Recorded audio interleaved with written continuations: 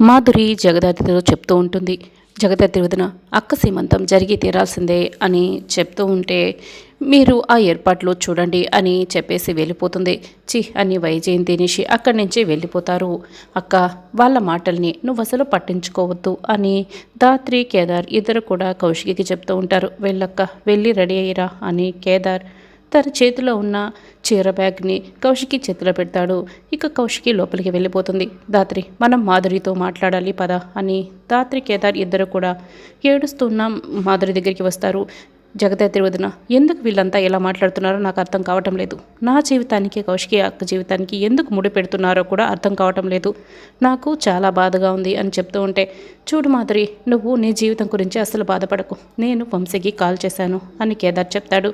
ఏం మాట్లాడారన్నయ్య అని మాధురి అయితే చాలా ఇక ఆతృతగా అడుగుతుంటే లిఫ్ట్ చేయలేదు అని కేదార్ అంటాడు. కానీ నువ్వు బాధపడకు మాధురి, లిఫ్ట్ చేసే వరకు మేమైతే ఫోన్ చేస్తూనే ఉంటాం. ఒకవేళ వంశీ ఫోన్ తీయకపోతే మేము అత్తయ్యతో మాట్లాడతాం అని కేదార్ చెప్తాడు. అవును, నీ జీవితాన్ని చక్కదిద్దే బాధ్యత మాది, కాబట్టి నువ్వు ఏమీ కూడా టెన్షన్ పడకు అని కేదార్ దాత్రి చెప్తారు. వెళ్ళి ఈ శారీ కట్టుకురా అని దాత్రి కేదార్లు అనటంతో, అలాగే నేను ఈ శారీ కట్టుకొని మీరు అభయం ఇచ్చారు కదా, కౌశికి అక్కని నేనే తీసుకొస్తాను అని మాధురి ఇక వెళ్ళిపోతుంది.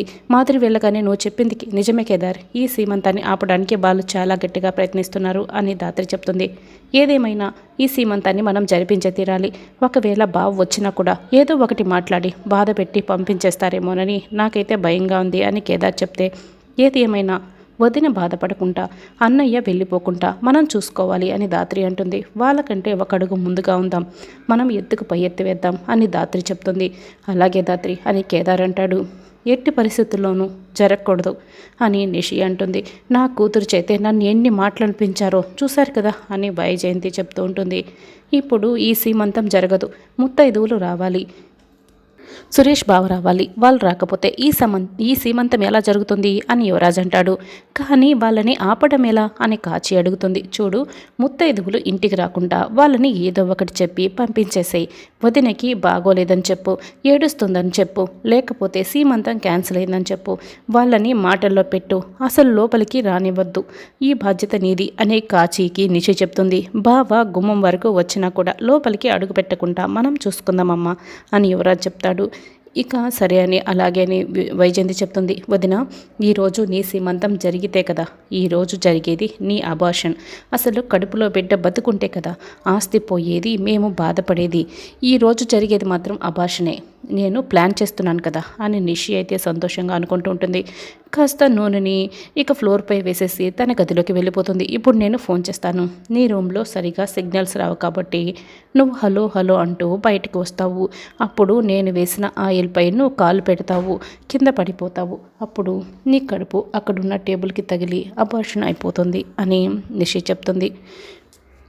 ఇదంతా జరిగినట్లు మనకు చూపిస్తూ ఉంటారు. ఇక కౌశికి హలో హలో అంటూ సిగ్నల్స్ రాకుండా బయటకు వస్తూ ఉంటే ఆయిల్పై కాలు వేసి సర్రున జారి అక్కడున్న టేబుల్కి కడుపు తగిలి ఇక అబ్బా అంటూ కౌశికి అరుపులు వింటూ ఇక నిషి ఇదంతా ఊహించుకుంటూ ఉంటుంది. ఇప్పుడు నేను వేరే నెంబర్ నుంచి కాల్ చేస్తున్నాను అని నిజంగానే కౌశికి కాల్ చేస్తూ ఉంటుంది. అప్పుడే కౌశికి అయితే రెడీ అయి ఉంటుంది.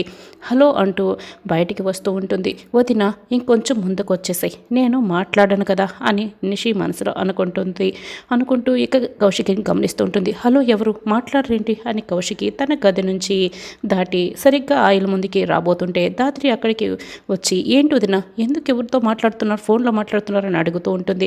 సిగ్నల్స్ రేవు జగదాత్రి, ఎవరో ఫోన్ చేశారు, ఏదో నంబర్ నుంచి వచ్చింది, ఎవరా అని అర్జెంట్ ఏమోనని బయటికి వస్తున్నాను అని కౌశికి అంటుంది. దాత్రి రావడంతోనే ఇక కౌశికి ముందుకు రాకుండా అక్కడ నిల్చుని ఉంటుంది. హలో హలో అని మాట్లాడుతూ ఉంటుంది. సరిగ్గా అప్పుడే వైజయంతి అమ్మి అంటూ పిలుస్తూ వస్తూ ఉంటుంది. అయ్యో, అత్తయ్య ఈ సమయంలో అక్కడికి వెళ్తుంది, అత్తయ్య దానిపైన కాలు వేస్తుందేమో అని కంగారు పడుతూ ఉంటుంది నిషి. అప్పుడే వైజయంతి అయితే ఆ నూనెపై కాలు వేసి జారి ఇక తల గోడ కొట్టుకుంటుంది. కింద పడిపోతుంది. నడుం విరిగిపోతుంది. గట్టిగా అరుస్తూ ఉంటుంది. అయ్యో ఏమైంది అంటూ అందరూ అక్కడికి వస్తారు. నిషి అయితే అనవసరంగా అత్తయ్య ఇలా పడిపోయిందే అని కంగారు పడుతూ ఉంటుంది. అత్తయ్య లేవండి లేవండి అని అక్కడికి వస్తూ ఉంటుంది. అసలు ఏం జరిగింది, అసలు పిన్ని ఎందుకు ఇలా కింద పడింది అని కేదార్ అడుగుతూ ఉంటాడు. అది నిషినే చెప్పాలి కేదార్ అని ధాత్రి చెప్తుంది. ఏంటే ఏం మాట్లాడుతున్నావు, నాకెలా తెలుస్తుంది అని నిషి అయితే ఇక దబాయిస్తుంది.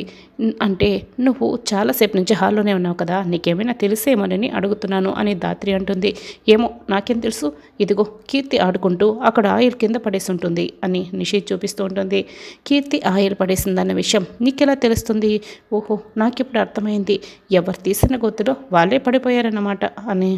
అదే అత్తయ్య సంగతి అని ధాత్రి అంటుంది. వైజయంతి అయితే నిషి వైపు కోపంగా చూస్తూ ఉంటుంది. ఏంటే ఏం మాట్లాడుతున్నావు అని. మీరు లేవండి అత్తయ్య అని నిషి ఇక వైజయంతిని లేపుతూ ఉంటుంది. నడుములు విరిగిపోతాయి జాగ్రత్త అని ధాత్రి చెప్తూ ఉంటుంది. పప్పులో కాలేసినట్లు ఇలా ఆయిల్లో కాలేసి కింద పడిపోయింది కదా జగదాత్రి అని బోచి అయితే జోకు వేస్తూ ఉంటాడు. నన్ను లేపండి ముందు అని వైజయంతి అయితే ధాత్రిని కూడా ఇక పిలుస్తూ ఉంటుంది.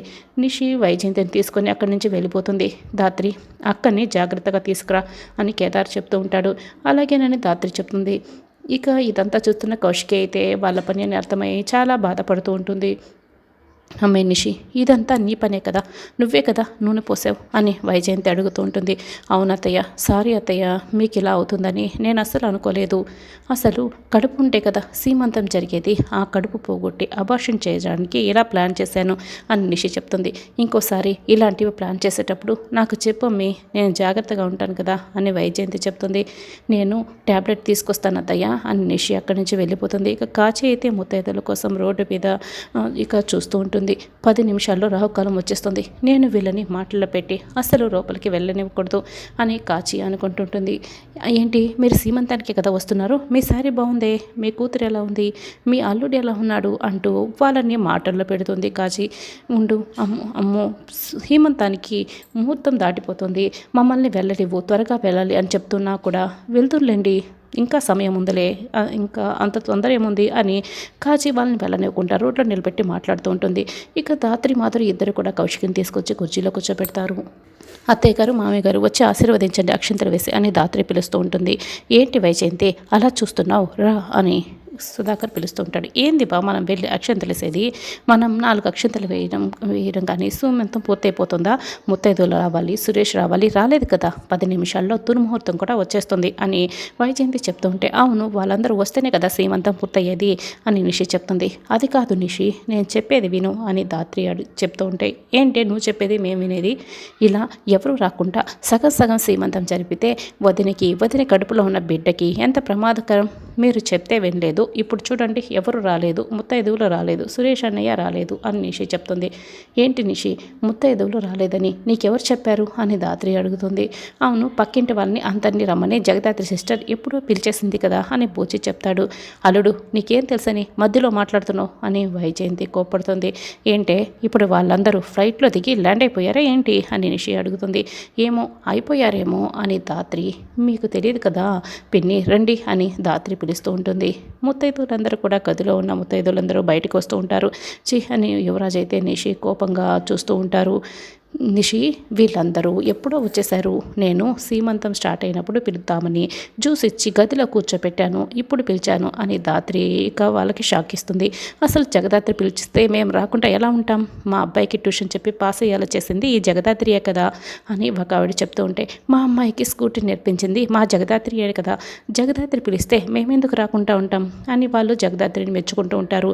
పూజ అయితే ఇదంతా విని విజిల్ వేస్తాడు. జగదాత్రి సిస్టర్ నువ్వు వీళ్ళకి దిమ్మ తిరిగేలా భలే షాక్ ఇచ్చావు, ఈ ట్విస్ట్ వీళ్ళు అస్సలు ఊహించుండరు అని బూచి అయితే జగదాత్రిని పొగుడుతూ ఉంటాడు. ఎక్కడికి వైజయంతి వెళ్తున్నావు, ఆగాగు, ముత్తైదువులు ఆశీర్వదించిన తర్వాత మనం ఆశీర్వదించాలి కదా అని సుధాకర్ చెప్తాడు. కాచి ఏం చేస్తుంది అని నిషి అయితే ఇంకా బయటకు వచ్చి చూస్తూ ఉంటే ముత్తైదువులతో కాచి మాట్లాడుతూ ఉంటుంది. మరి ముత్తైదువులు ఇక్కడ ఉన్నారు అక్కడ ఉన్నారు అంటే ఈ ముత్తైదువులు మరి ఇంకెవరు అని నిషి అనుకుంటుంటుంది. అప్పుడే ధాత్రి అక్కడికి వస్తుంది. ఏంటి నిషి నీకు ఇంకా అర్థం కావడం లేదా, ఈరోజు ఈరోజు కౌశికి వదిన సీమంతంతో పాటే పద్మ ఆంటీ వాళ్ళ కూతురు సీమంతం కూడా జరుగుతుంది కదా, ఇప్పుడు నీకు లైట్ వెలిగిందా అని ధాత్రి చెప్తూ ఉంటే, అంటే పద్మ ఆంటీ వాళ్ళ ఇంటికి వెళ్ళే ముత్తైదువల వీళ్ళు అని నిషి అడుగుతుంటే, అవును నిషి ఇప్పుడు దారిలోకి వచ్చావు అని ధాత్రి చెప్తుంది. అమ్మో ఆ పద్మ ఆంటీకి ముందే నోరెక్కువ గయ్యాలి, ఇప్పుడు ఆ తిట్లు నేను భరించలేను, కాచికి తిట్లు పడకూడదు అంటూ కాచి రా వెళ్తామని ఇక కాచిని పిలుస్తూ ఉంటుంది. అప్పుడే పద్మ అక్కడికి వస్తుంది. ఏంటే కాచి, మా ఇంట్లో సీమంతాన్ని ఆపాలని ముత్తైదువుల్ని ఆపుదామని చూస్తున్నావా?